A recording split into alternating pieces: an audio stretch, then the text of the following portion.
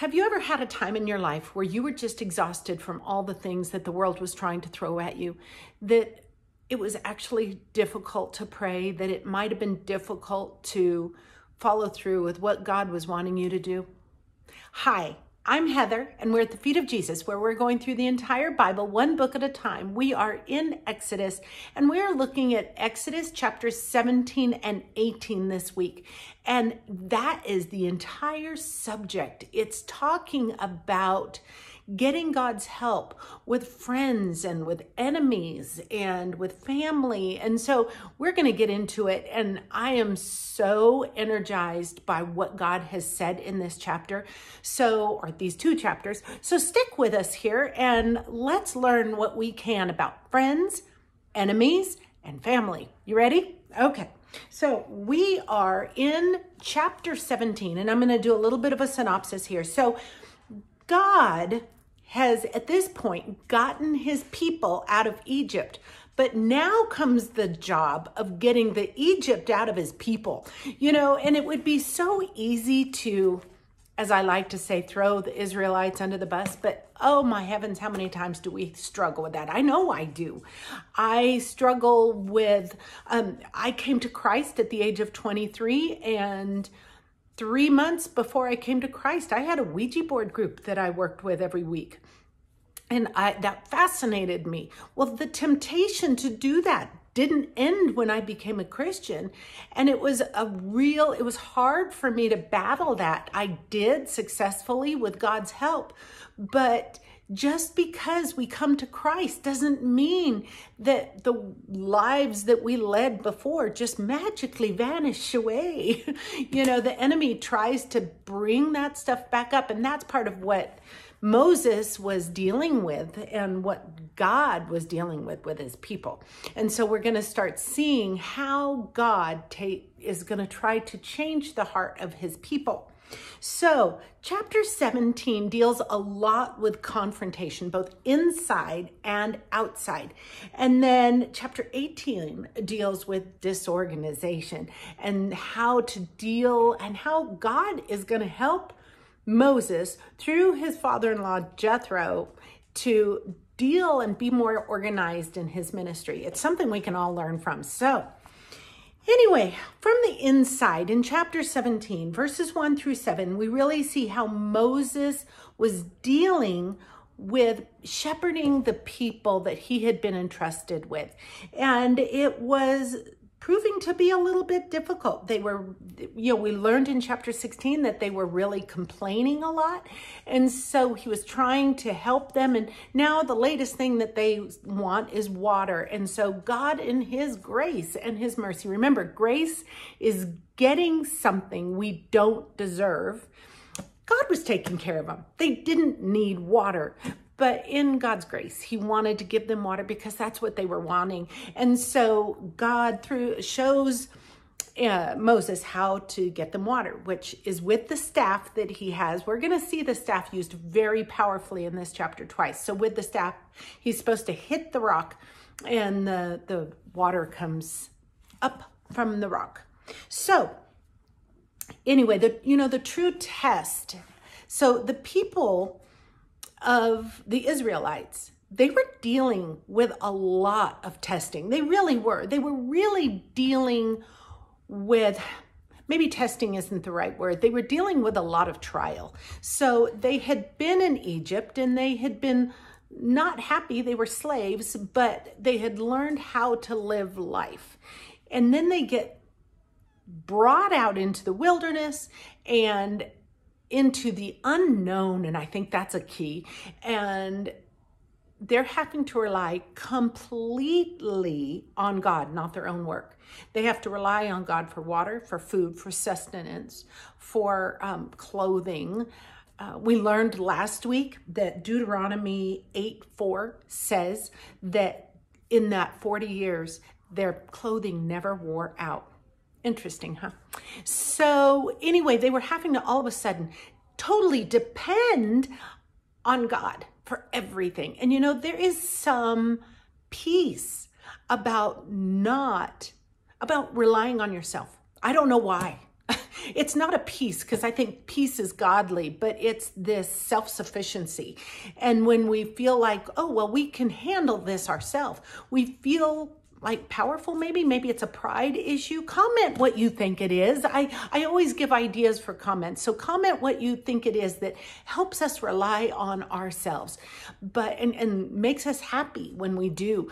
But anyway, but there is a peace, because peace is godly. There is a peace that comes when we know we don't have to do it ourselves. And, you know, the Israelites are really going to learn that. So I have a quote, so I'm going to read it. I have my book here with all my notes, if you wonder what I'm doing looking down. So it's a quote from a man named Arthur W. Pink, who was a total researcher in Exodus and the Israelites. So that he said, of the children of Israel, he said they would rather lean on a cobweb of human resources than on the arm of an omnipotent, all-gracious God. Oh, okay, I'm going to read that again because it's worth it. So they, the children of Israel, would rather lean on a cobweb of human resources than on the arm of an omnipotent, all-gracious, all-powerful God. Oh, so can you picture leaning on a cobweb? There's nothing to lean on, right?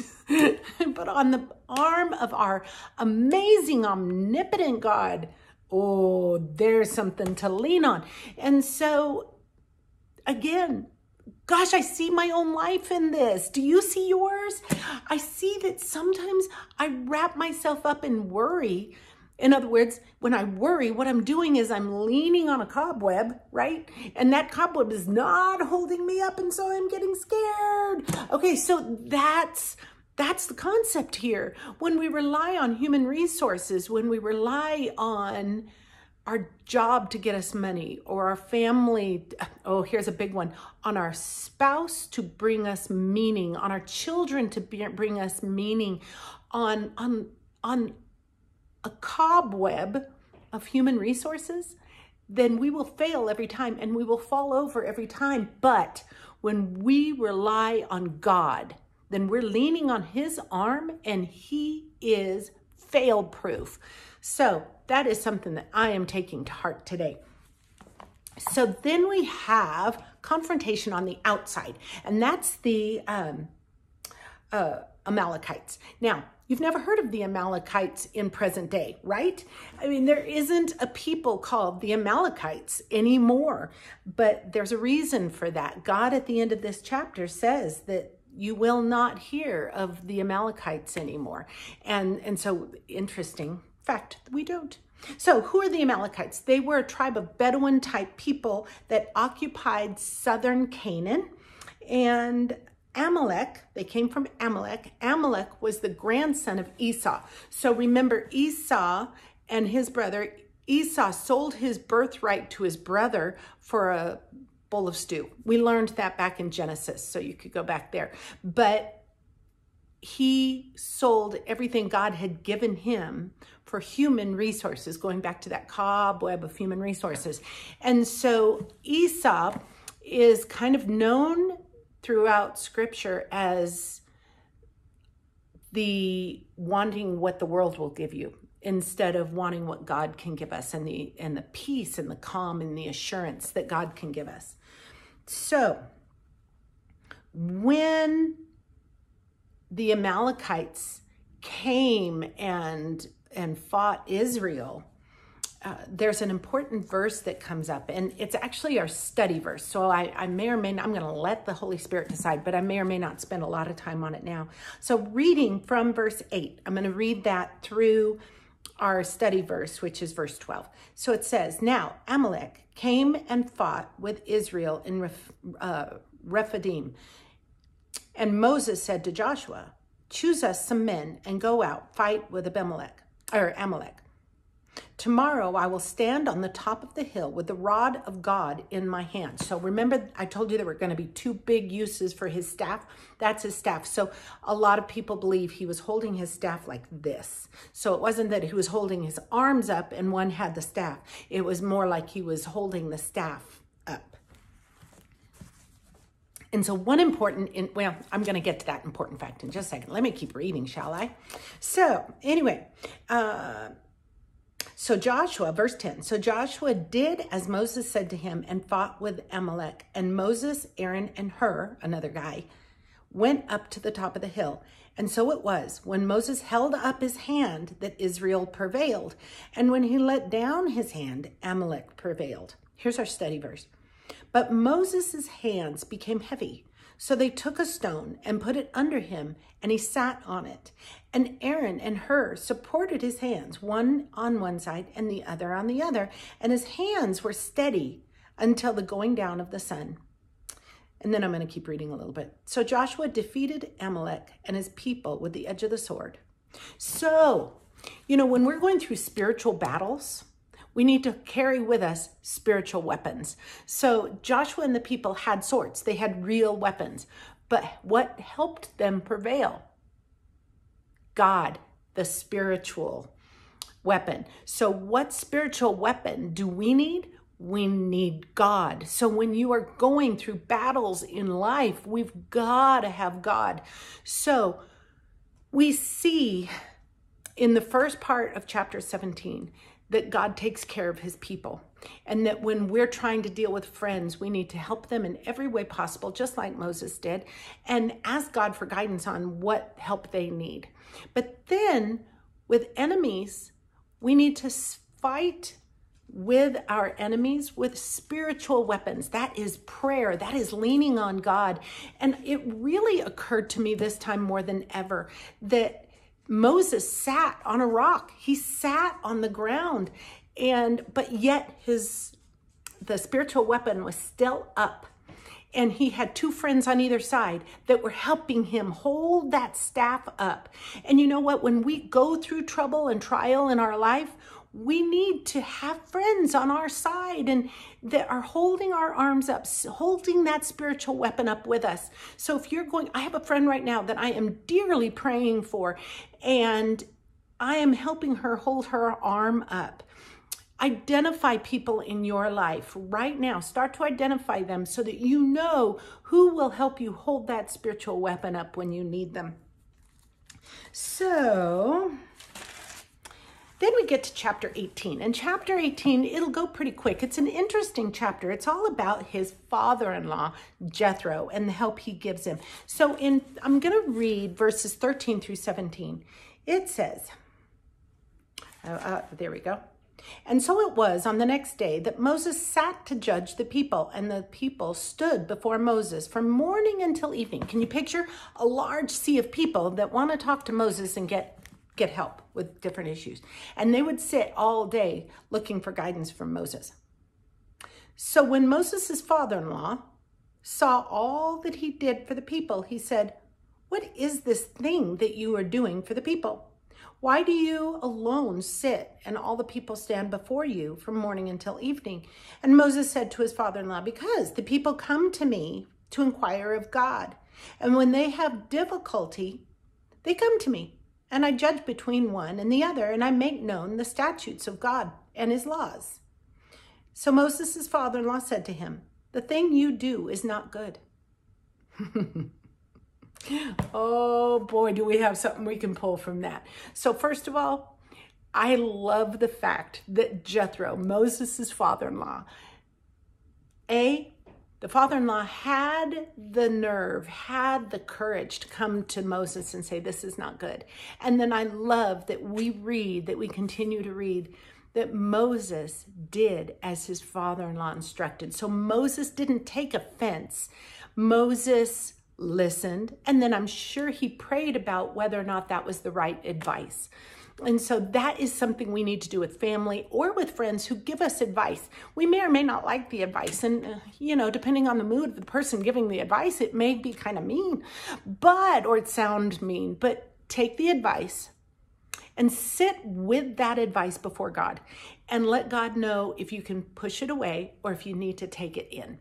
I've done that a lot of times, and sometimes it's harder to listen and take it in for a little bit and pray about it because your instinct is to push it away. I don't want to hear about that. So what this is talking about is busyness.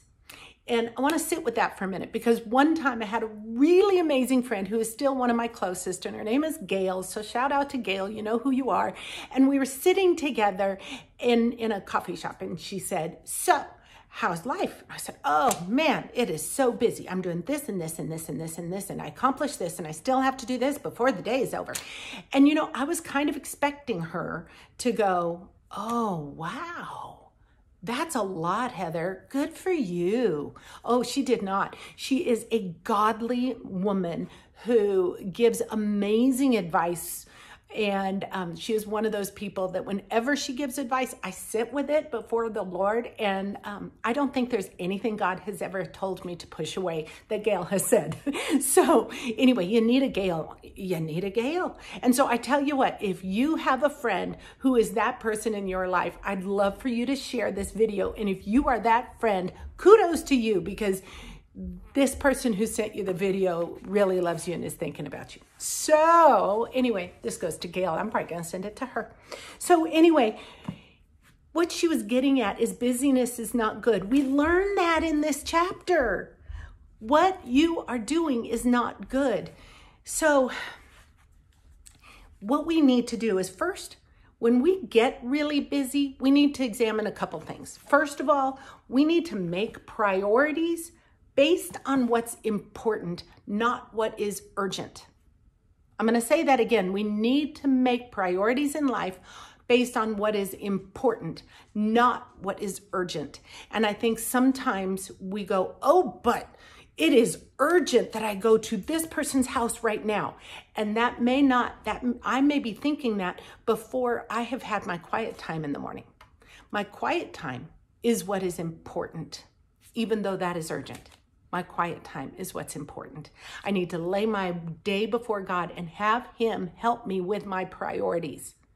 So the other thing that I had to do, and Gail did not tell me this, but God told me this, I needed to examine my busyness and make sure that my heart was right, that it was busyness, that my busyness wasn't tied to pride.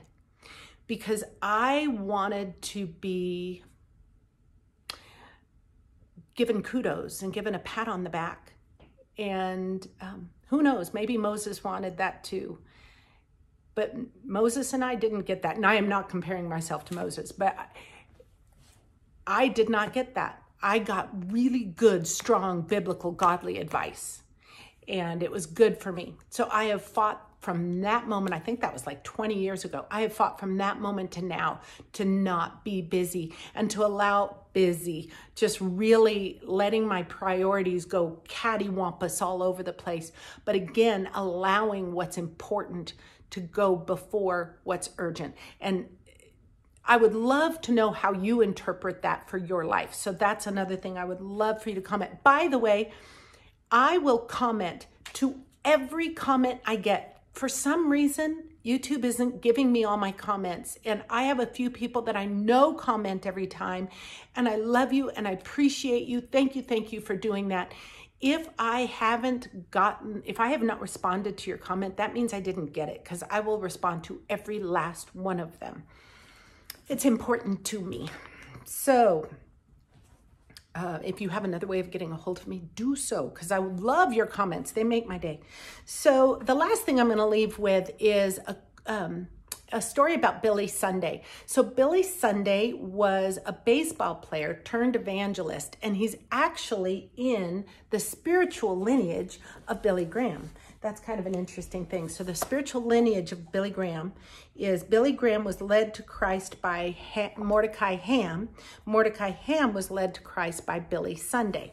So that's Billy Graham's spiritual lineage. So here is what happened. So Billy Sunday went forward to accept Christ. And the counselor he talked to when he went forward said, if you want to have an amazing, strong relationship with Christ, do 3 things every day. Spend 15 minutes talking to Him.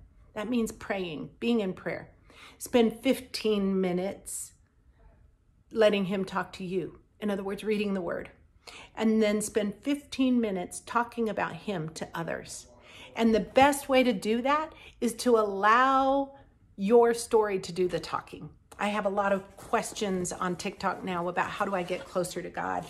And, you know, that's how you get closer to God. Let God tell you if there's sin in your life and confess it, and then talk to him, listen to him, read the word, tell others about your story, how he has impacted your life. That's how you get closer to him.